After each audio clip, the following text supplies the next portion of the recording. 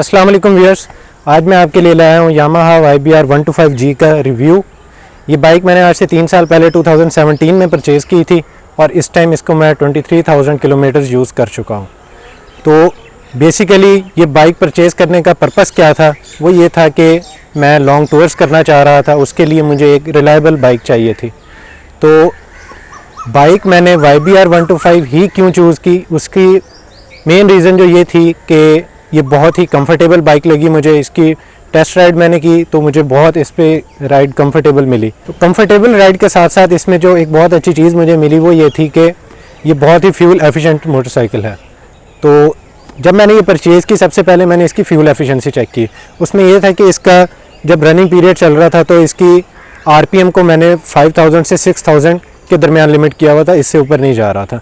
तो उस दौरान जो मेरे पास इसकी फ्यूल एफिशिएंसी आई वो ये थी कि 48 किलोमीटर्स पर लीटर ये बाइक मुझे दे रही थी।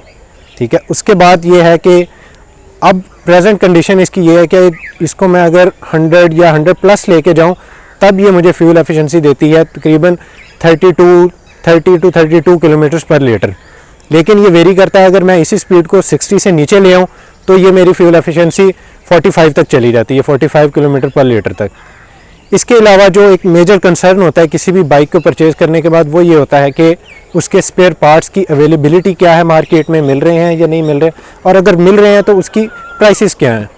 तो अल्हम्दुलिल्लाह ये बाइक 3 साल से मैं यूज़ कर रहा हूँ, मुझे अभी तक स्पेयर पार्ट्स में किसी भी चीज़ का इशू नहीं आया। तो इसके सब पार्ट्स जो हैं वो हमें ईज़िली पाकिस्तान के सब मेजर सिटीज़ में मिल जाते हैं। अगर हम प्राइस की बात करें तो कंपैरेटिवली ज़रा महंगे हैं, लेकिन अगर वैल्यू फॉर मनी की बात की जाए तो उसमें यह है कि हमें जो बहुत अच्छी क्वालिटी प्रोवाइड करते हैं उस गिवन प्राइस के अंदर।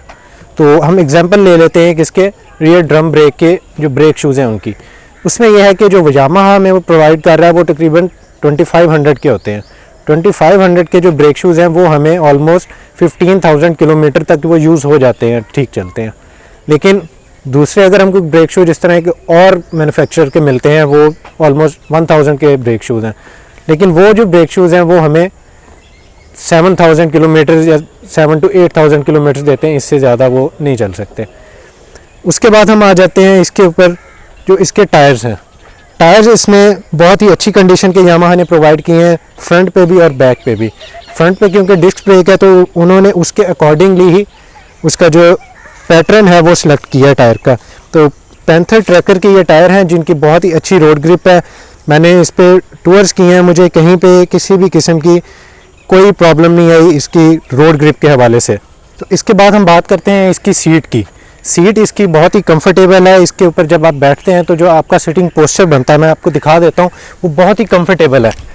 इसमें आप बिल्कुल बहुत ही अपराइट कंडीशन में बैठे होते हैं, आपके आर्म्स बिल्कुल स्ट्रेट जा रहे हैं हैंडल की तरफ, और आप अगर बैकबोन को देखें तो वो बिल्कुल स्ट्रेट है, आपको आगे को लीन नहीं करना पड़ रहा ना पीछे को करना पड़ रहा है।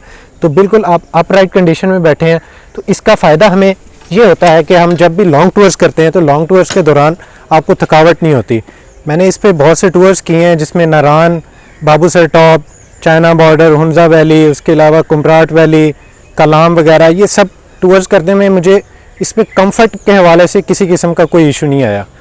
उसके अलावा ऑफ रोडिंग करते हुए इसके अंदर ग्राउंड क्लियरेंस बहुत अच्छी दी गई है, नॉर्मल बाइक से काफ़ी अच्छी इसकी ग्राउंड क्लियरेंस है। तो ग्राउंड क्लियरेंस का ये फ़ायदा होता है कि हम ऑफ रोडिंग पे जब जा रहे होते हैं तो इसमें जो भी नीचे से स्टोन्स वगैरह जो हैं वो हिट करने के चांसेस कम होते हैं। लेकिन फिर भी अगर कुछ हिट करते हैं तो अगर आप दिखा सकें यहाँ पे, इसमें नीचे एक स्किड प्लेट दी गई है। वो स्किड प्लेट जो है वो हमारे इंजन को बहुत अच्छे तरीके से प्रोटेक्ट कर रही है।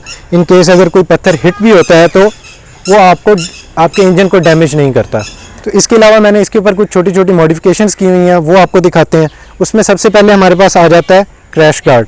इसके ऊपर मैंने ये वाला क्रैश गार्ड इंस्टॉल किया हुआ है। उसकी वजह सिर्फ यही है कि क्योंकि हम टूर्स करते हैं तो टूर्स के दौरान खुदा न खास्ता अगर आप गिरें तो ये आपको बहुत अच्छे तरीके से प्रोटेक्ट करते हैं। एक तो आपकी बाइक की प्रोटेक्शन हो जाती है, इसके अलावा आपके जो लेग इंजरी है उसके चांसेस काफ़ी कम हो जाते हैं। उसके बाद हम आ जाते हैं जो लाइट्स कुछ लगाई हुई हैं। उसमें ये जो मैंने बाइक जब ख़रीदी थी तो पहले दिन से ये वाली लाइट्स लगवाई थी। ये बिल्कुल नॉर्मल सी लाइट्स हैं, ये ऑलमोस्ट 400 की ये मिल जाती हैं। तो ये बिल्कुल बेसिक सी लाइट्स होती हैं। उसके बाद मैंने ये लाइट्स यहाँ पे क्रैश गार्ड के पास इंस्टॉल की हुई हैं। इनकी काफ़ी अच्छी लाइट है। इवन मैं अगर ऊपर वाली सारी लाइट्स भी बंद कर दूँ और सिर्फ ये वाली लाइट्स ऑन कर दूँ तो मुझे बहुत ही अच्छी रोड के ऊपर विजिबिलिटी ये प्रोवाइड करती हैं। उसके बाद आ जाते हैं, मैंने ये हैंड गार्ड इंस्टॉल किए हुए हैं।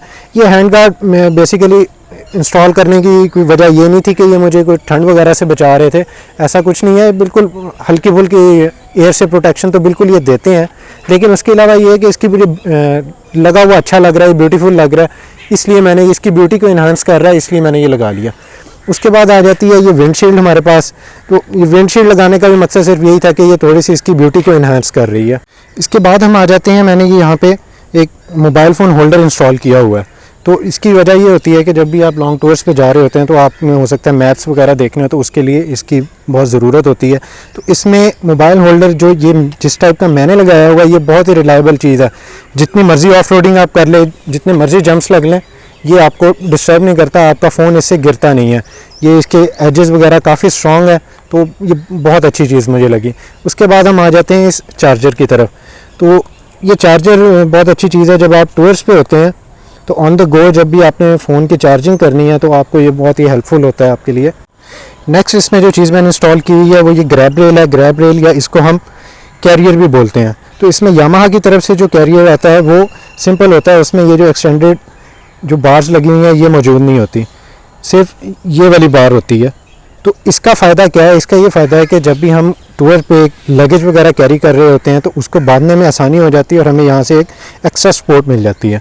उसके बाद नेक्स्ट चीज़ जो आ जाती है वो है इसका एग्जॉस्ट जो यामाहा इसमें प्रोवाइड कर रहा है। मेरा ये ओपिनियन है कि ये बहुत ही अच्छा एग्जॉस्ट है।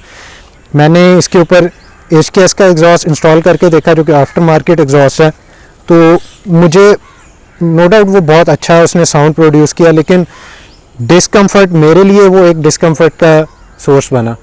उसको मैंने इसीलिए फिर जो है 3-4 दिन यूज़ करने के बाद रिमूव कर दिया था। तो इसके बाद हम आ जाते हैं इसके टूरिंग एक्सपीरियंस पे। तो 3 साल में मेरा जो इसके साथ टूरिंग एक्सपीरियंस रहा है वो बहुत अच्छा रहा है। बहुत ही रिलायबल बाइक है, किसी किस्म का कोई इशू नहीं आता है, कहीं भी आपको धोखा नहीं देती। फॉर एग्जांपल इसकी क्लच केबल है, वो 3 साल में अब तक क्लच केबल नहीं टूटी, मैंने चेंज नहीं करवाई। तो कहीं भी जाके कोई ऐसी प्रॉब्लम आपको फेस नहीं करनी पड़ती कि ये बाइक आपको धोखा दे जाए। एक डाउन साइड जो इसकी है वो ये है कि ये थोड़ी सी अंडर पावर्ड बाइक है।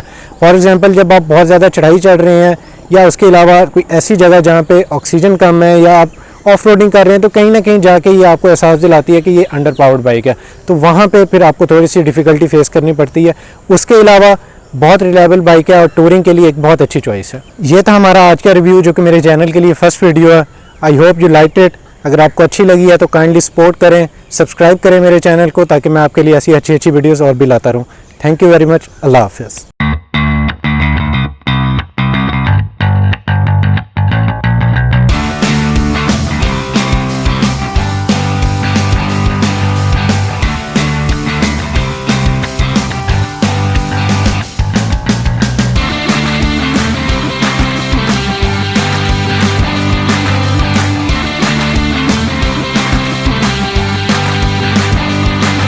एक मिनट, मुझे लगता है मैंने एक झूठ बोल दिया।